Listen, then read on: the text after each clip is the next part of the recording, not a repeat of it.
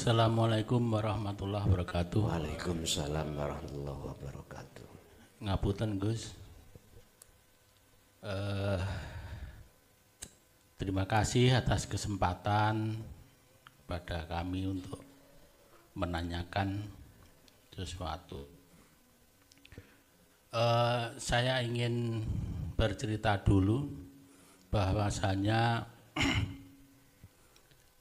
setelah saya mengikuti pengajian Dinul Haq ini, terus terang saja banyak sekali mungkin perubahan-perubahan yang saya alami, yang saya rasakan begitu daripada sebelumnya.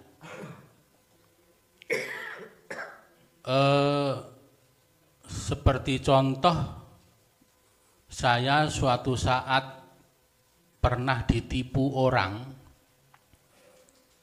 Begitu saya agak mundur berpikir, lah iya, yang menggerakkan penipu itu kan ya Allah.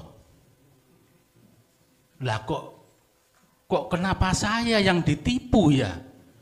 Kok bukan tetangga saya? Kok bukan teman saya? Lah ini ada apa ini? Akhirnya ya saya muhasabah, saya introspeksi diri, ada apa ini? Saya ya bertanya dan mohon ampun kepada Allah. Di situ mungkin banyak sekali kekhilafan saya, banyak sekali kesalahan saya. Sehingga dengan adanya itu saya melupakan itu penipu itu, lupa, kayaknya udah lupa aja gitu. Saya udah nggak berpikir itu gitu. Sehingga hati saya pun juga akhirnya tenang, tidak yang merasa waduh saya kok ditipu gini gitu. Itu. Kemudian yang kedua juga dengan keluarga juga banyak sekali menurut saya yang saya rasakan itu banyak perubahan. Kalau dulu itu saya merasa kepala keluarga itu harus selalu diikuti dan lain sebagainya. Kok akhir-akhir ini saya malah justru saya mengikuti bagaimana mungkin istri, mungkin anak, mungkin ibu, begitu. Nah, kemudian begini Gus, dengan adanya saya kok merasakan itu saya rasakan tuh nyaman gitu di hati itu nyaman. Walaupun mohon maaf mungkin saya untuk mencapai ke makrifat itu mungkin saya masih jauh gitu. Tapi di hati itu saya sudah nyaman. Sudah enjoy lah kalau orang sekarang bilang itu. Nah, dengan adanya saya merasakan itu, saya itu timbul ingin berbagi begitu Gus. Mungkin ya kepada teman, kepada saudara. Kadang-kadang saya itu secara nggak sadar lagi ketemu teman lama gitu. Ujuk-ujuk ngomong saya tuh ya ini ke hal Dinul Haq ini gitu loh. Walaupun entah diterima atau enggak ya saya nggak peduli gitu. Nah, kemudian di sini ada satu ini Gus yang saya menjadikan berpikir lagi itu gini. Ada makalah sebetulnya semua manusia ini awalnya itu pada keadaan lalai semua. Lah, lali, tidak ingat, tidak sadar. Nah, kemudian prosesnya itu dari lalai itu menjadi mengingat-ingat. Setelah mengingat-ingat, baru mengingat. Setelah mengingat, baru ingat. Setelah ingat, betul, baru mengingatkan. Nah ini saya mohon petunjuk ini Gus, apakah apa tadi saya ngobrol saya dengan teman, dengan saudara itu apakah perlu saya rem?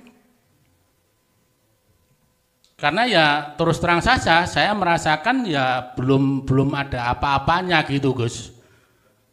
Jadi apakah itu saya rem biar saya itu betul-betul sudah ingat betul baru bisa mengingatkan. Mungkin begitu Gus, terima kasih atas jawabannya. Wassalamualaikum warahmatullahi wabarakatuh. Waalaikumsalam warahmatullahi wabarakatuh. Proses wali kutub.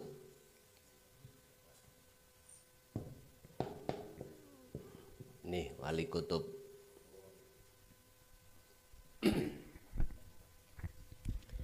Sehingga beliau dijadikan sebagai tiang para wali, penyangga. Kutub itu bisa diartikan sumbu atau tiang penyangga. Prosesnya itu adalah taklim. Taklim itu berarti dia belajar tentang khusus ilmu daqaiqul asrar. Inilah disebut syariat. Kan ada makalah syariatmu nek wis kuat baru manjingo ning hakikat. Orang umum mengatakan syariat kan ilmu syariat toh ya. Yang ngurusi tentang jasma.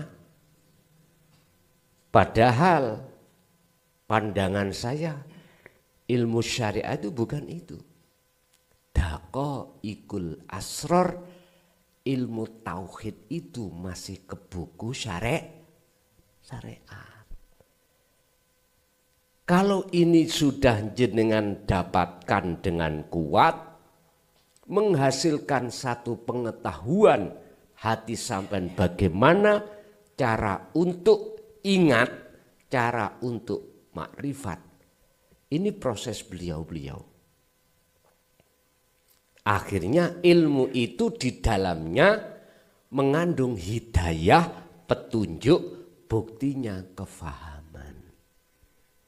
Setelah itu dilaksanakan. Setelah dilaksanakan akan mendapatkan mutiaranya. Setelah mendapatkan mutiaranya, jenengan sampaikan pada yang lain, kasihkan. Bentuk mutiaranya itu adalah antenge ati, tentremnya hati. Mutiara itu. Tentang masalah ma'rifatullah itu yo bertingkat-tingkat Pak. Ada orang ma'rifatullah itu nama, lalu sifat, lalu zat, lalu wujudnya. Di dalam wujudnya ini juga bertingkat-tingkat, fana, kamil, baqo. Tondonya, tandanya, kalau sudah makrifat pada wujudnya yang disebut aku. Tadi saya katakan salah satu di antara tanda adalah jenengan iki merasa Allah itu dekat. Dengan dekatnya itulah hanya Allah yang berperan. Dengan Allah yang berperan itulah akhirnya menghasilkan hati yang damai. Pertanyaannya, apakah ini saya rem tidak saya sampaikan atau gimana? Jawab saya gini, lewat satu pernyataan sampaikanlah walaupun satu ayat. Sampaikanlah walaupun itu kita taunya hanya satu ayat. Apalagi kalau dimasukkan di dalam satu ayat, ku anfusakum wa ahlikum naro. Bahasa saya lanjut Pak. Urusan diterima gak diterima bukan urusan kita. Tentang fafirru ilallah, Rasulullah dinyatakan oleh Allah dalam Al-Quran, inni lakum minhu nadhirum mubin. Aku ini mengelingno tok, memberikan peringatan. Gak punya hak untuk memaksakan diri kau percaya atau tidak. Gak ada. Cuman menyampaikan atau mengingatkan saja. Berarti jawabannya lanjut. Ngoten nggih? Nggih. Nah, proses wali kutub niki ngapunten ya. Niki wali kutub niki. Proses wali kutub ini pertama dasari ilmu syariati kuat. Yang kumaksud ilmu syariati bukan yang membahas ilmu dohir, tapi ilmu batin yang kusebut sebagai dako ikul asror dinut tauhid iku Pak. Kuat. Akhirnya beliau lakukan bentuk kholwat, akhirnya ketemu Allah. Ya sudah. Lah, penyanggah para wali apa? Banyak kekasih Allah itu, mohon maaf ya, isok dadi wali nih Gusti Allah, kekasih nih Allah, krono dia itu tidak belajar ilmu nih, enggak. Dia dikasih tahu, wis dikira iki. Ada yang seperti itu Pak. Nanti gak mudeng jenengan. Itu proses kita dulu Pak. Guru-guru kita kadang-kadang menyampaikan dengan bahasa kinayah. Wis golek ana tracake kuntul miber. Carilah susuane angin. Carilah gali kangkung. Niku lek saros sedaya to. Tapi tidak, kita itu tidak dijelaskan tentang ilmunya. Akhirnya jenengan dawe kira terus wis iki terus. Lah, ilmu pengetahuannya sebelum dilakukan kan enggak ada. Betul dia itu sampai didatangkan Allah cahaya ma'rifat ketemu Allah. Dan beliau-beliau ini biasanya Pak,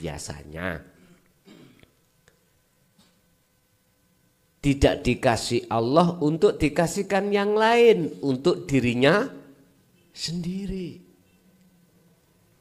Kalau wali kutub, disebut wali kutub, dia itu banyak hujah, dalil yang bisa diterima oleh calon-calon yang mau jadi kekasih Allah. Kul katakan Muhammad, in kuntum tuhibbunallaha, jikalau kau ingin dicintai Allah dan dijadikan sebagai kekasih, fattabi'uni, kata Rasul, ikuti aku. Ali Imran 31.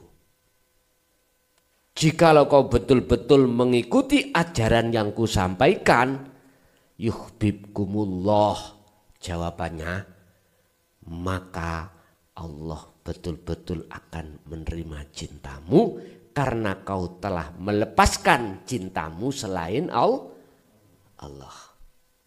Apa? Selain Allah, yaitu hubbus sahawah. kesenangan yang disodorkan oleh nafsu urusan dunia tadi. Terus bagaimana kesalahanku yang dulu-dulu dolim padamu ya Allah? Wa yaghfir lakum dzunubakum. Ya udah, gede kaya apa dosa syirik seperti itu, kalau Allah mengampuni dosa iku ing ngersane Allah dadi cowili kecil. Allah ngampuni ya. Cili ya apa dosa iku, kalau Allah gak ngampuni dadi bawasar.